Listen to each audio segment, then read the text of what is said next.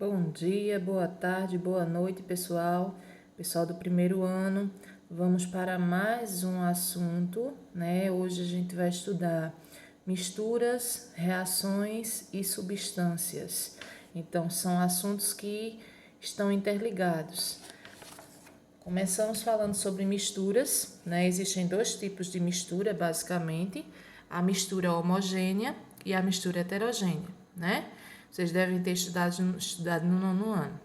Então, mistura homogênea é aquela que a gente se mistura, né? A gente mistura, mas a gente não consegue ver as substâncias que estão misturadas. Por exemplo, água e álcool. A gente vê uma coisa só. Por exemplo, água e sal, ou água e açúcar, né? Nós vemos uma coisa só. Então, é considerado uma mistura homogênea, e toda mistura homogênea é uma solução, certo? Então, quando se fala em solução, saiba que é uma mistura homogênea. A mistura heterogênea é aquela em que a gente pode ver um ou mais compostos que estão ali no processo, certo? Então, isso é uma mistura heterogênea. É, por exemplo, a água e o óleo. Eles não se misturam porque o óleo é menos denso que a água. Então, a gente consegue observar onde está a água e onde está o óleo. Continuando, a gente tem um exemplo aqui, né? Que a gente pode observar água e óleo e água e sal. Então, aqui nós temos uma mistura heterogênea, porque nós podemos ver o óleo e podemos ver a água, e aqui uma mistura homogênea. Por quê? Porque o sal é dissolvido na água, então é uma solução. Na solução existe o soluto e existe o solvente. Nesse caso aqui, o que vai ser soluto? Vai ser a substância que vai se dissolver no solvente. A água, ela é um solvente universal. Por que é um solvente universal? Porque ela consegue dissolver a maioria das substâncias, tá certo? Então, aqui seria o sal, seria o soluto, que é aquele que vai ser dissolvido, e a água, o solvente. Lembrando que soluto não vai ser só substância sólida como nós temos a água. O soluto pode ser sólido, líquido ou gasoso, assim como o solvente pode ser sólido, líquido ou gasoso. Vamos para a próxima slide.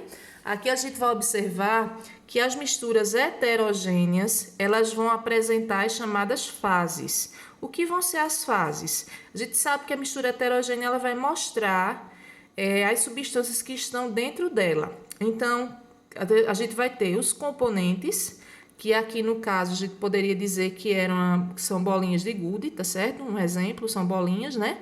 E aí a gente consegue ver a água e consegue ver essas bolas. Então, é chamada de mistura bifásica, bi de duas fases, tá certo? Então, mistura bifásica, todas as misturas que têm fases são consideradas heterogêneas. No caso das misturas homogêneas, todas elas serão monofásicas. Por quê? Porque só vai ter uma fase. Nesse caso aqui, a mistura trifásica, tri vem de 3, então nós vemos 3 fases aqui, certo? Essa última é uma mistura polifásica, lembrando que polifásica pode ser, aqui são 4 substâncias que têm 4 fases, mas polifásicas podem ser outras fases, as 5 fases, 6 fases, são consideradas misturas heterogêneas polifásicas. Continuando, a gente vai observar que na mistura entre a água e o sal, a gente vai ter um exemplo de mistura homogênea, só que essa mistura ela pode ser separada através do aquecimento. Então, quando chega a 100 graus Celsius, a água ela vai entrar em ebulição, certo? E aí o sal vai ficar na forma sólida, né? Então, ela pode ser separada. Depois a gente vai ter uma aula só sobre separação de misturas. Então, agora a gente vai falar sobre dissolução. Numa dissolução, nós já falamos da questão de soluto e dissolvente. Então, dissolução vai ser uma mistura homogênea, onde nós vamos ter uma substância que funciona como soluto, que é aquilo que vai ser dissolvido, e outra que funciona como solvente, que vai fazer o processo de dissolução, vai fazer a mistura. Agora a gente vai falar sobre as transformações. Então, existem dois tipos de transformações. Transformação física, que é aquela onde não vai haver a formação de novos materiais. Os materiais eles sofrem alguma alteração, por exemplo, no estado físico, mas não deixam de ser aquele material, não deixa de ser a matéria que existia antes. A transformação química ou reação química, ela vai acontecer quando os materiais, eles separam-se, eles formam outras substâncias. Aqui a gente tem como exemplo a queima do açúcar refinado, né? Então, o açúcar refinado, ele vai se transformar em outra substância, ele sofre uma reação química, ou, por exemplo, a interação entre o suco de limão e o bicarbonato de sódio, que vai produzir uma reação efervescente, a formação do gás carbônico. Aí a gente vai ter aqui o que é que acontece no processo de uma reação química. Então, a reação química ela tem o estado inicial, e lá no estado inicial existem os reagentes, ela passa, o processo passa por uma reação e depois forma-se o estado final, que são chamados de produtos. Então, numa reação química existem os reagentes, ocorre a reação e vai se ter os produtos, certo? Que evidências a gente vai ter para comprovar que aconteceu uma reação química? Então, a primeira evidência é a produção de gases. Segunda evidência, a formação de precipitado. Terceira evidência, mudança de cor e aspecto. E a última evidência, alteração de energia. Por exemplo, a combustão, ela vai ser uma alteração que vai produzir uma energia térmica. Produção de gases, nós vamos ter como exemplo a adição de um comprimido efervescente na água, que vai haver a produção de gás carbônico. Formação de precipitado. A gente tem aqui as imagens, ó. Então, formação de um precipitado, formação de um sólido, certo? A gente vai ter a mudança de cor, que é no caso da ferrugem que se forma. A gente vai ter a liberação de um gás, aqui é uma reação com ácido, que pode ser uma reação com água e a cal, por exemplo. Formação de chama, também é uma forma de detectar uma transformação química. Variação de temperatura, que a gente pode ter na cal também, quando mistura a cal virgem com água, vai haver a produção de um gás e o recipiente ele vai esquentar. E a libertação de cheiro. Então, cozimento de um alimento também é um exemplo de transformação química, certo? De uma reação.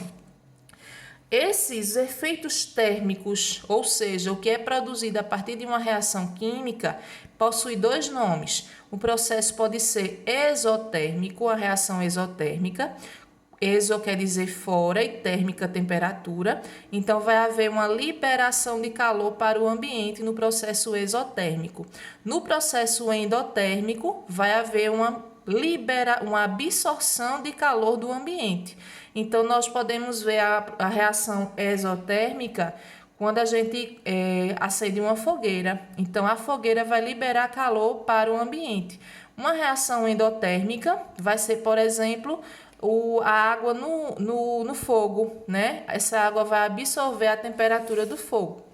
Aqui a gente tem os processos exotérmicos, exemplos, né? Então, a queima de uma vela é exotérmica, a combustão de álcool ou derivados do petróleo, como gasolina e óleo diesel, a queima do propano, que é o gás de cozinha, a liquefação ou condensação da água, também é um processo exotérmico, um processo que vai liberar calor. No caso dos processos endotérmicos, nós temos a ebulição da água, que é a água fervendo, a fusão da água, que é o gelo derretendo, está absorvendo calor, o processo de fotossíntese também vai absorver calor, uma bolsa de gelo instantâneo, ela vai também absorver calor.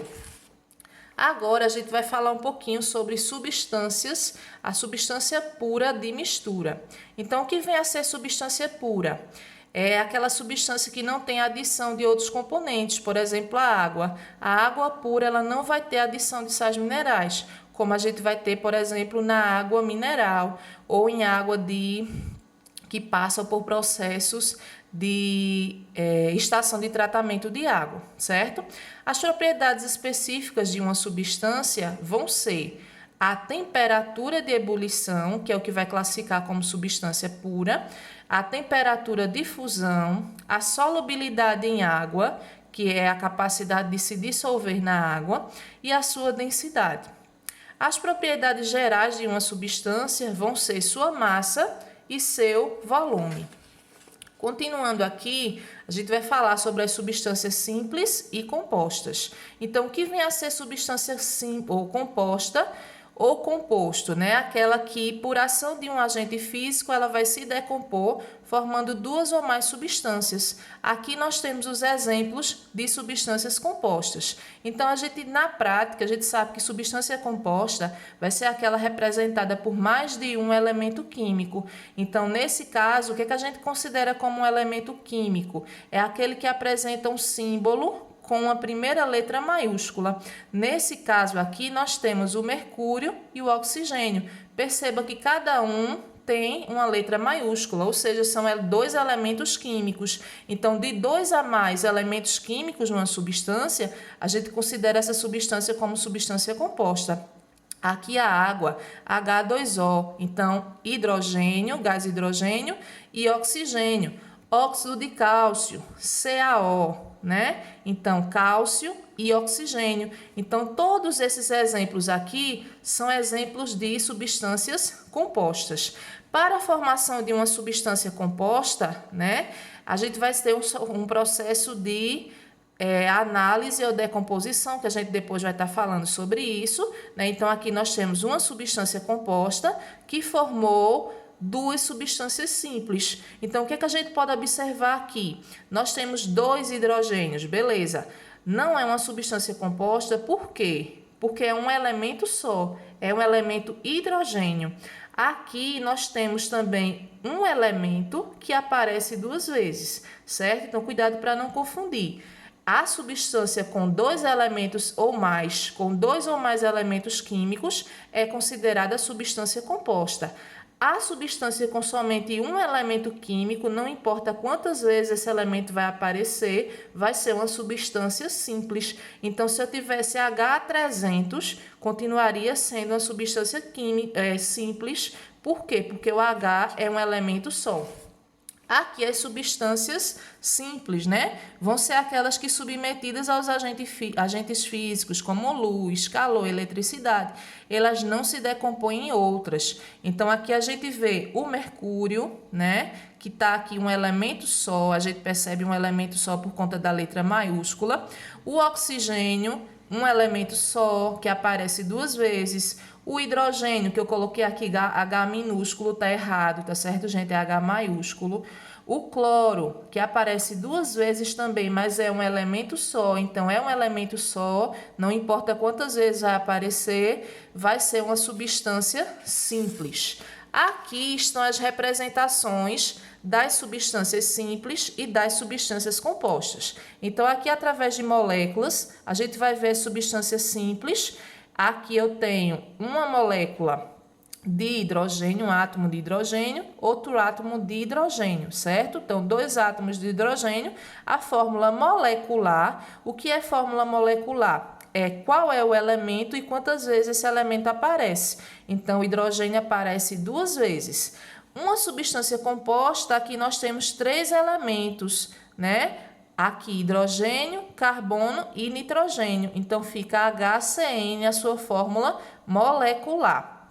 Nesse caso aqui de baixo, nós temos o oxigênio, que aparece duas vezes, O2, substância simples. Nesse caso aqui, a gente vai observar que tem um carbono e dois oxigênios. Então, é uma substância composta por apresentar dois elementos químicos. E aí fica o O2, por quê? Porque o O aparece duas vezes. Espero que vocês tenham entendido. Um grande beijo.